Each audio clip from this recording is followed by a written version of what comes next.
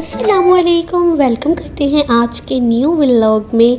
ज़बरदस्त से अचारी आलू दिखाते हुए, ये आलू की रेसिपी इतनी पसंद है कि जब भी मेरे घर में ये बनते हैं ना, एट द सेम टाइम सब ख़त्म हो जाते हैं। और बहुत मेरी कोशिश होती है कि मैं इसको अगले दिन सुबह नाश्ते के साथ पराठों के साथ के लिए रखूं।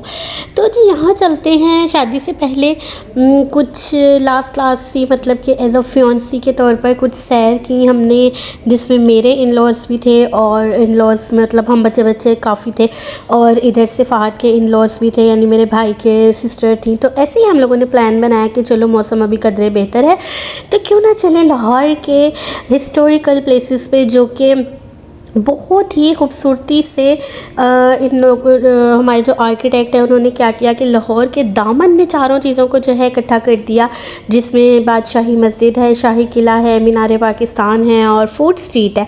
तो जी आपको थोड़ा ना हर चीज़ का मैं आपको इंट्रोडक्शन देती जाती हूँ। बड़े ही मज़े की हमारी जो होती है तारीख़ी बातें होती हैं, बहुत से बच्चों को नहीं पता होता। बच्चे स्कूल लाइफ में बस रट्टू तोते की तरह जो है ये सब पढ़ लेते हैं, मगर जो इंटरेस्टिंग और मुफीद मालूमात होती है ना, वो या तो हमें व्लॉग की सूरत में मिल जाती है या फिर स्टोरी बुक में।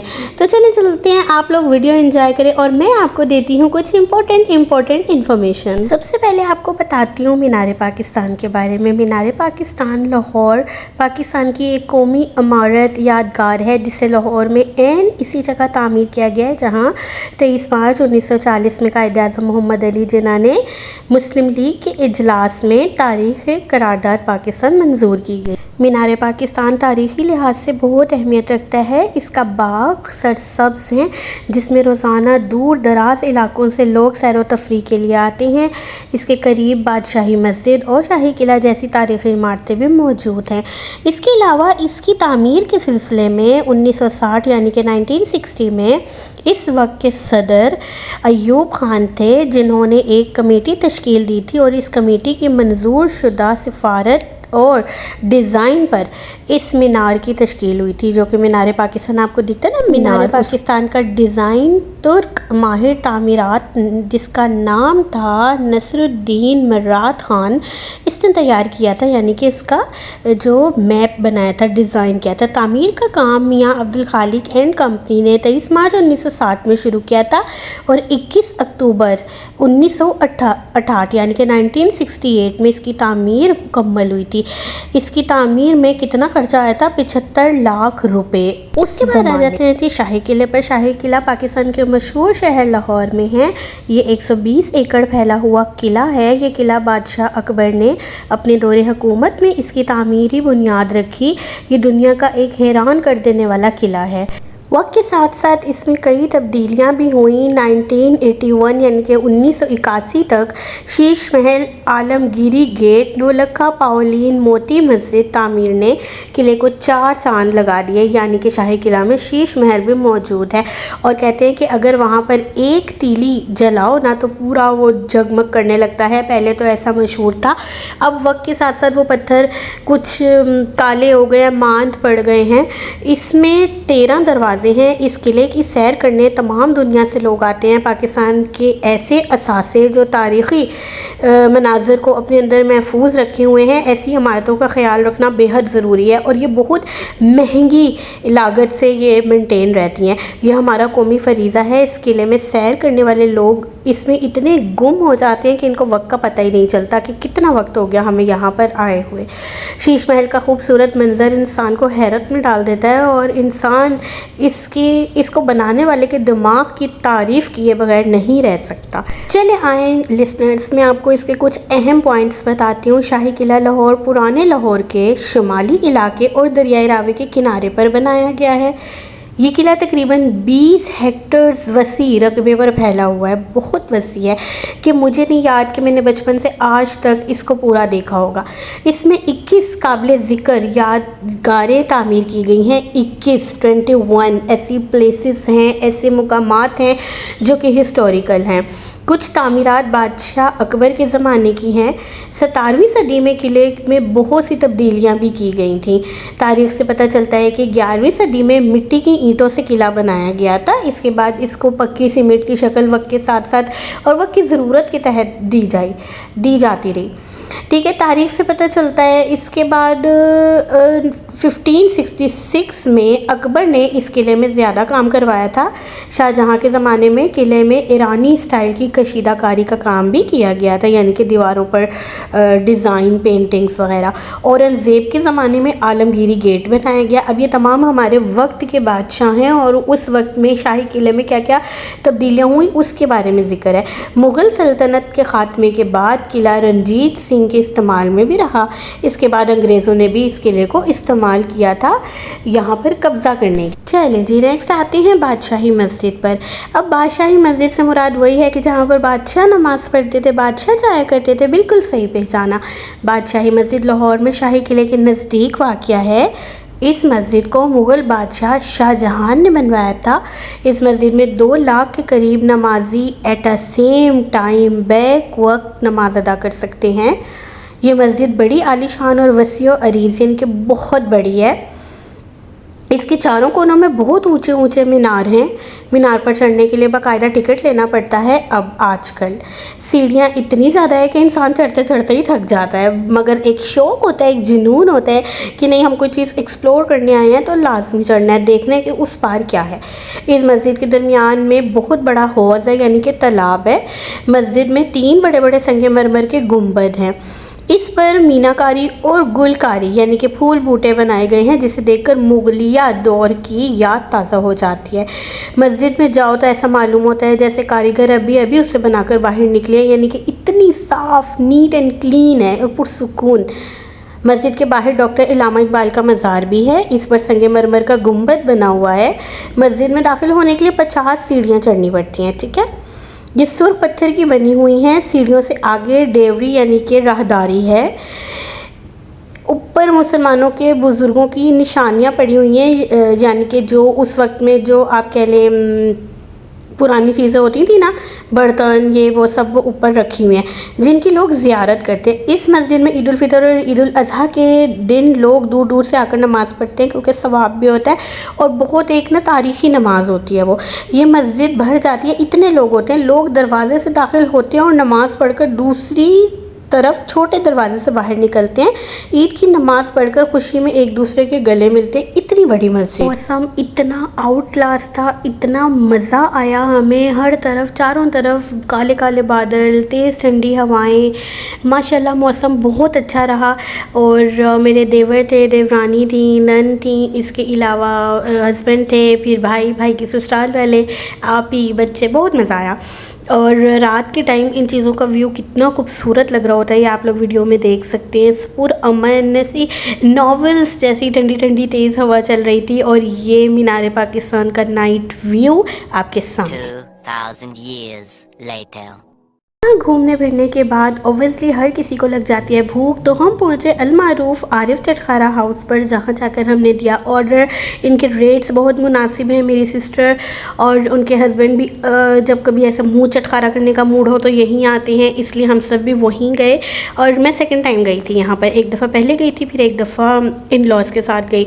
बहुत मज़े की यहाँ पर चीज़ें होती हैं और वैल्यूएबल होती हैं, मतलब आप अपनी पॉकेट के मुताबिक बहुत अच्छा पेट भर के और 2-3 से ज़्यादा आइटम्स आप लोग खा सकते हैं, जिसमें ये था मगज़ थे, सैलड थी और कीमा फ्राई था। इसके अलावा ये था ब्रोस्ट फ्राई था, बहुत ही मज़े का था। इवन कि इसकी हरी मिर्चें भी इतने मज़े की थी। रायता अ लॉट ऑफ था, नान थे, चपाती थी, कोल्ड ड्रिंक्स थी, दही बड़े थे। और ये था व्यू जहाँ बैठकर हमने खाया, यानी कि ना मुगलिया दौर का उन्होंने सेटअप सा दिया हुआ था, राजा महाराजाओं के जैसा ना, कि जैसे वो सीलिंग स्टाइल और वॉल स्टाइल सब इस तरह का। खाना खाने के बाद हम निकले फूड स्ट्रीट की मार्केट और ज्वेलरी मार्केट थी। यहाँ पर हाथ से बनी हुई चीज़ें भी थीं और स्काफ्ती चीज़ें भी थीं, लकड़ी से बनी हुई चीज़ें भी थी मुख्तलिफ, जो कि हमारी गिलगित की हैं और इस तरह से उस साइड के हैं, नॉर्दर्न साइड की। तो सब ज्वेलरी वगैरह देखने के बाद बहुत ही अच्छी सी मार्केट्स वगैरह विज़िट की। ये देखें हमारे जो सकाफ़ती ट्रांसपोर्ट है हमारी, बहुत ही मज़ा आया। और इन चीज़ों को सिर्फ देखने में मज़ा आता है, क्योंकि इनकी की price it's so much high and expensive. जो शहज़ादियों के और मलकाओं के दौर के जो मिरर होते हैं, कोम्ब होता है यानी कि कंघा, उस इसी तरह के ज़ेवरात कैलाश के लोगों के जो होते हैं। तो बस ये सारे यहाँ पे हमारा थोड़ा सा टशन, क्योंकि ये बहुत ज़रूरी होता है because we I the honour of the channel. So इस लिहाज से हमारा खुद का कैमरे में आना, थोड़ा सा हल्का सा झलक देना बहुत ज़रूरी है। ये थी जी डेकोरेशन पीसीस, प्लस इसको आप कह सकती हैं वेट के लिए भी ये यूज़ होते हैं, जैसे कि पेपर वेट। ऐसे पीतल और तांबे के उस ज़माने के बर्तन, हारमोनियम और उनकी ड्रेसिंग टेबल्स और वो सब उन्होंने जो है एक क्या किया हुआ था, सेव किया हुआ था, एक उसको अजाइब घर सा बनाया था, म्यूज़ियम की शक्ल दी हुई थी। फिर इसके बाद हम आए जी हवेली रेस्टोरेंट की छत पे। वो दूर से आपको बादशाही मस्जिद, शाही किला सब नज़र आ रहा होगा। तो यहाँ पर एक हो रहा था बर्थडे का इवेंट। इसके अलावा भी ये जो भाई साहब थे ये सबको मौसीकी से लुत्फ़अंदोज़ करवा रहे थे। इतनी हाई टॉप रूफ़ पे आने के बाद तो ऑब्वियसली हवा आपका वैसे वेलकम कर रही होती है, साथ में अगर मौसीकी हो, लाइट्स हो, और लाइट्स भी बहुत ड्रीमी डिम सी, ये नहीं कि ऐसी आंखों को ज़ख़ीरा कर देने वाली, खेरा कर देने वाली, जो भी कहते हैं, उस टाइप की लाइट्स नहीं थी कि आप चुंधिया जाएँ, अंधे हो जाएँ दिन के रात के टाइम। तो बहुत एक मैसूर कौन सा मंज़र जो है आपका वेलकम करता है। और मज़े की बात ये थी कि हम एक पूरा हॉल बना के ऊपर से ऊपर नहीं जा रहे थे। ऑब्वियसली इतनी हाइट थी कि उनको जो है ना वज़न छत पर मेंटेन रखना था, तो बहुत सारे लोग एक वक्त में नहीं जा रहे थे। उन्होंने पार्टीशन किया होता कि जैसे एक वक्त में 100-200 लोग ही ऊपर रह सकते हैं, बाकी के बाद में आएंगे। जब ऊपर वाले नीचे आते रहेंगे तो नीचे वाले ऊपर जाते जाएंगे छत पर। फानूस बहुत प्यारे थे। इसके अलावा खिड़कियाँ, दरवाजे बहुत प्यारे थे, क्योंकि वो सारे उन्हीं वक्तों के डिज़ाइन थे और वही सब थे। ये देखें जैसे वेपन रखे हुए हैं, तलवार और ये सब ना जंगी आलात थे ये सारे, और ये उसी टाइम के उन लोगों ने जो है वो सेव किए हैं।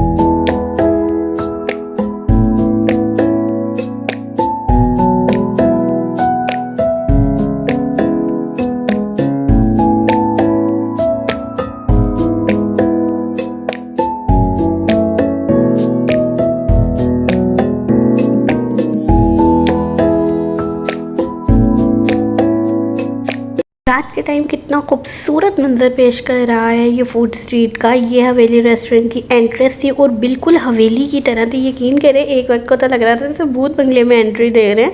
छोटा सा बिल्कुल तंग सा राहदारी दरवाज़ा, और बड़ी उन्होंने डार्क सी थीम रखी हुई थी। और इसके अलावा अंदर भी क्योंकि उन्होंने नीचे म्यूज़ियम बनाया हुआ है और रेस्टोरेंट जो है वो ऊपर है, तो बहुत ही मज़े का इनका एंट्रेंस थी। बहुत ही प्यारा सिस्टम था, बहुत कूल सी वाइब आ रही थी अंदर जाके, ज़रा स्पूकी सी। तो इसके बाद जी हम लोगों ने खाया पान। बहुत ही मज़े का डिलीशियस पान था और स्पेशल बादशाहों वाला पान था। और पान वाले के पास जो बर्तन थे ना उसके, वो भी ऐसे पीतल तांबे के थे। तो मतलब कि फुल शाहजहानी वाइब्स में आपकी बहन ने जो है मज़े किए, करवाए। आप सबको भी वीडियो की सूरत में मज़ा करवाया है जिसने देखा हुआ, क्योंकि मेरे व्लॉग्स जो हैं वो 0.5% इंडिया में प्ले होते हैं, तो वहाँ के लोगों को वैसे भी बहुत क्यूरियोसिटी होती है। और वहाँ की नहीं, हर जगह के लोगों को दूसरे मुल्क की हिस्टोरिकल प्लेसेस देखने में बहुत क्यूरियोसिटी होती है। ये एक ट्रू फैक्ट है, ठीक है। तो इस तरह से मेरे ये व्लॉग्स जो हैं किसी के लिए बहुत फ़ायदेमंद भी साबित होते हैं। इसके अलावा उन लोगों का खसूसी थैंक यू जो कि मुझे ख़ास तौर पे डीएम करते हैं कि आपके व्लॉग्स अब बहुत लेट आ रहे हैं, प्लीज़ जल्दी अपलोड किया करें। We miss you and we waiting for your vlogs. उनके लिए ढेर सारा थैंक यू। बस कुछ मसरूफियत चल रही हैं जिस वजह से टाइम पे नहीं आता। और हाँ, ये तो पक्का व्लॉग 2 दिन पहले आना था, जो कि इतनी लेट आ रहा है क्योंकि 2 दिन से नेट ऑफ था। तो यहाँ पर जी रेस्टोरेंट में भी लाइट सी मौसीकी चल रही थी, वो भी पुराने ज़माने की, जिसमें वो पुराने गाने गा रहे थे। और यहाँ पर हम ज़रा से नाराज़ थे, तो हमारे हस्बैंड ने जो है गाना प्ले करवा दिया, एवें रुसिया ना कर मेरी जान सजना। मैं निकल लो जी, और ही रोने धोने मुझे आ गए। तो खैर जी, रूठना मनाना ज़िंदगी का हिस्सा है, कोशिश किया करें। मैं भी कोशिश करती हूँ, आप लोग भी कोशिश किया करें कि नाराज़ ज़रा कम हुआ करें। हम तो ऐसे नाराज़ होकर भी हमारा एक छटांक वज़न कम नहीं होता। पता नहीं वो कौन सी खुशनसीब लड़कियाँ हैं जो कि सड़ी भूसी रहती हैं तो जो उनका वेट कम हो जाते हैं। तो खैर ये था बाहर से रेस्टोरेंट का व्यू और हर चीज़। उम्मीद करती हूँ व्लॉग आपको पसंद आया होगा। मैंने पूरी कोशिश की आप लोगों को हर तरह से यूज़फुल मालूमात देने की, प्लस सैर करवाने की। और ये जो छोटी स्क्रीन आ रही है ना, इसके लिए तो बहुत ज़्यादा माजरत, क्योंकि ये वीडियोस मैंने इधर उधर से कलेक्ट की थी। कुछ मामा के फ़ोन में थी, कुछ फूअड़ भाई भूई के मोबाइल में थी। तो वो लोग क्या करते हैं, वो लोग ना मोबाइल को लंबी फॉर्म में करके वीडियो को बनाते ही नहीं है। पता नहीं क्या कोई बीमारी है, कोई समझ नहीं आती इनको। और एक मैं हूँ, हमें जिसने एक दफ़ा एक बात बताई, हमने उस तरह से बड़ी स्क्रीन पर जो है वीडियो बनानी स्टार्ट कर दी। बस यही तो वजह है इन लोगों को मैंने यूट्यूब चैनल नहीं बना के दिया। अब खुद मैंने बनाया तो प्लीज़ तुम लोग मेरे चैनल को जो है फ़ौरन कम से कम 1K तो सब्सक्राइबर करवा दो ना। इतनी कोई मुश्किल बात नहीं है, ये थोड़े से ही रह गए हैं। और इसके अलावा वॉच टाइम माशाल्लाह से चल रहा है। Please please please please please साल होने से पहले ना मुझे अगस्त में साल हो जाएगा, ठीक है। मैंने 14 अगस्त का पहला व्लॉग अलूल जलूल सा डाला था, मगर तुम लोगों ने उस पर मुझे प्यार दिखाया था, ठीक है। उसके बाद मेरी थोड़ी सी हिम्मत बंदी थी। अब मज़ीद तुम लोग जो है मेरे चैनल को सब्सक्राइब कर दो, लाइक कर दो, शेयर कर दो। शेयर तुम लोग बिल्कुल नहीं कर रहे हो, मुझे सब रिपोर्ट्स मिल रही हैं, दिख रही हैं। फिर देख लो एस्ट्रोलॉजी वाली इकरा को तुम लोग कहते हो ना, फिर जब मेरे इकरा ने मशहूर हो जाना ना, बस फिर मैंने भी रेस्टोरेंट में एक लड़की को मुंह नहीं ना लगाया था, फिर मैंने भी किसी का मुंह नहीं लगाना, फिर गिला ना करना, सही है ना। अब जैसे कुछ हैपनिंग होता है ना, फिर तुम लोगों से मुलाकात होती है, और हैपनिंग होने वाला है क्योंकि भाई की आ रही है ढोल की। और अब जो व्लॉग अपलोड होगा वो होगा इंशाल्लाह भाई की ढोल की का। मिलते हैं बहुत जल्द, तब तक के लिए बाय बाय।